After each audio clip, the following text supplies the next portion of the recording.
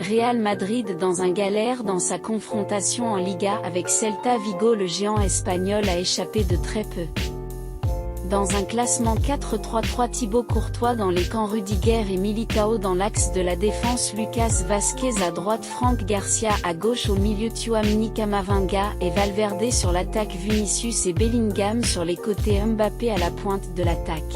Dans une grande euphorie, le match commence dans un climat très tendu avec beaucoup d'intensité. Le Celta, très engagé, bouscule le grand Real et a même frôlé l'ouverture du score, mais comme le grand reste toujours grand, c'est sur une petite occasion l'international français Kylian Mbappé d'une frappe enroulée qui n'a laissé aucune chance au gardien ouvre le score, et le score ne sera pas changé jusqu'à la pause.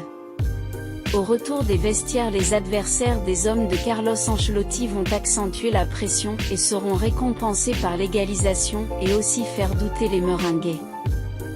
Ce qui va obliger le coach madrilène à faire des changements. Il va injecter du sang neuf à la personne du vétéran Luka Modric et celui qui décantait une action tout près du rond central pour servir Vinicius en profondeur, qui va se défaire de la défense pour prendre l'avantage au score à 2-1.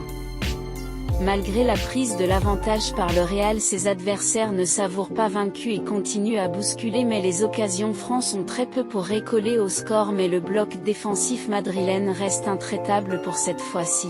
Le Real s'en sort très difficilement sur le score de 2-1. L'inquiétude grandit chez le géant espagnol après la défaite à Lille, et cette fois il gagne, mais très difficilement et un peu seulement. Ils n'ont pas été tenus en échec. C'est vraiment inquiétant pour le madrilène. Si vous n'êtes pas abonné, abonnez-vous, likez et partagez pour ne rien rater.